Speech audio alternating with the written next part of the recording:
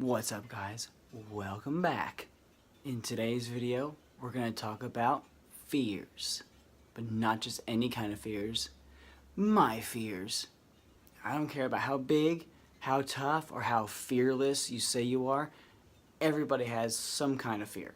Most fears are mostly summed up as phobias. Now, the word phobia came about in the 18th century, where they used it to describe general hatred or aversion towards a specific thing or group. The Greeks even used it in the names they gave mental disorders. Now, personally, I'm scared of a lot of things, but there are about 3 things that I can name off the top of my head that I am just deathly afraid of. And the first one is fear of spiders, or arachnophobia. Now, from as far back as I can remember, I've been so terrified of spiders. It doesn't matter how big or how small they are or where they are. If there's one in the general area, I'm going to be afraid of it and I'm not going anywhere near it. It's so bad that I was going to put a picture and like a title describing each of my fears, but I couldn't even bring myself to look up the word spider on Google to bring up any pictures. I just couldn't bring myself to do it. Now, people have said, oh, spiders are good for everything. They eat all the bugs and the yada yada yada. I don't give a shit. They're terrifying. I just want to burn them all. I made the mistake when I was a kid and watched Eight-Legged Freaks. Yeah, that is like the epitome of my nightmare. Like, even just talking about it is giving me like goosebumps. If you can't really tell, but oh, I just can't. I can't do it. I can't do it with any type of arachnid. Back up north, we had a basement. Most houses down here don't have basements in the south. But I remember when I was a kid, just in the corners, there would be just spiders just trying to just be there, and I would be down there. I just wouldn't be next to any corner, or if I knew there was one, I wasn't down there at all. And speaking of basements, it leads me into my next fear, which is the fear of darkness, or nyctophobia. I don't even know if I'm saying that right. But when I was a kid in the basement, me and my brother would play tricks on each other and joke around and practical jokes and whatnot. And we had a staircase that went in the middle of our basement, and you went out to the side, and it was an old rickety wooden staircase. And at the top, outside of the door, was the light switch. So either me or him would come up, run up the stairs, and slam the door, turn off the light, and stand there so that the other one couldn't get out. Now, I don't know if that scarred me or anything, but I typically don't do a lot of things in the dark. Even though I like nighttime and being outside at night, it's just not the same of not being able to see anything, not knowing like what's behind you. You know, as a kid, seeing like horror movies and everything happens on the stairs when they're either coming up or coming down. Something's always either at the top of the stairs or at the bottom of the stairs. And that just stuck in the back of my mind, and it just that's one of my very horrible childhood memories.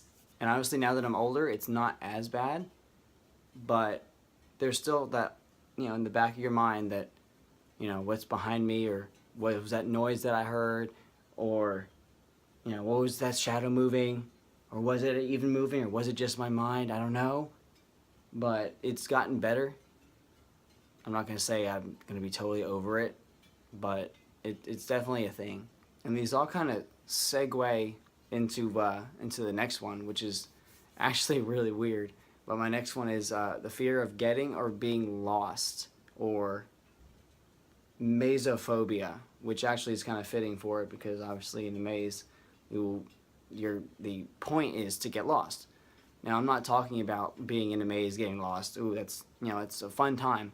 But I'm talking about driving somewhere or being somewhere and actually getting lost. It's not as bad during the day, but at night, if I'm driving somewhere and I don't know where I am, I'm gonna start to panic a little bit. I'm not gonna lie, it's not a fun time. But I remember one time, it was maybe about about 7 or 8 years ago. I was hanging out with some friends and took one of them home. Now, I had left my phone at my friend's house. I don't know why. I remember taking him home. I don't remember where now, but I remember just being lost for, it was a good 4 or 5 hours. I finally pulled into a gas station, and I went in nervous as all hell because obviously I was 19 or 20 years old and I just didn't know where I was. I didn't know anything, so I went in and asked the gas station attendant, what's the best way back to Charlotte, because I don't know where I am. And he goes, oh, well, you're going to have to go about 40 minutes into Greensboro to turn around to go all the way back. And I was like, I don't really want to do that, so is there any other way? Eventually I said, okay, thanks, and went back. And then thankfully used my knowledge of street signs and found my way back eventually to my friend's house, who I went in, got my phone, got back in my car, and went back home because I was that petrified. And back then, I didn't have an iPhone. I think I had I don't remember. I think I had a Voyager, the flip phone with the keyboard on it. So back then on Verizon, you had to pay extra for the navigation feature, which my parents didn't let me pay for, or didn't pay for it for me. But in that story, it didn't help me any because I didn't have my phone on me. But now having an iPhone and having Apple Maps or Google Maps at my fingertips, at your fingertips, getting lost isn't really a thing anymore. And with cars having navigation systems in them now, people rarely get lost. But I still find myself, getting turned around, especially in like the city or the outskirts of the city, when you pull down a strange road into a not so safe area. Yeah, I'm gonna be a little panicky. Try not to freak out, and just hopefully try to find my way back to wherever I know. Now those three are basically my biggest fears or phobias that I have.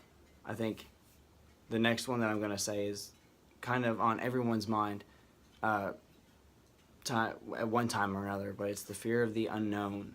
The fear of not knowing what's going to happen next. Like, who is going to come into my life? What's going to happen next? Why is it all happening? Where am I? How is my life on YouTube going to be? These are all questions that just can't be answered, obviously, in the present. You have to wait it out and find out what happens. I mean, that's a big issue with me about not knowing what's going to happen or how things are going to plan out. That's why I just had to take a shot and jump on YouTube, something that I've wanted to do for a long time now, and just roll the dice and see what happens. Now, personally, I don't think I'm ever going to be able to get over like my fear of spiders, for one. I know that a lot of people get over their fears by immersion therapy, which means you just get placed into whatever kind of fear that you have, and you just kind of I guess, make peace with it, and then it doesn't affect you as bad as it did. But I can't even think about being put into a room or a tank or have spiders on me or around me. Nope, you won't get me anywhere close. Alright guys, so I'm going to end the video here. I'm starting to freak myself out. So thumbs up this video, guys, if you like me talking about my fears and my personal stories. Leave a comment down below on if you guys have gotten over your fears and how you did it. And subscribe here for more videos. I make videos every single week. So I'm going to get out of here, check my house for spiders, and I will see you all later. So stay weird. Oh,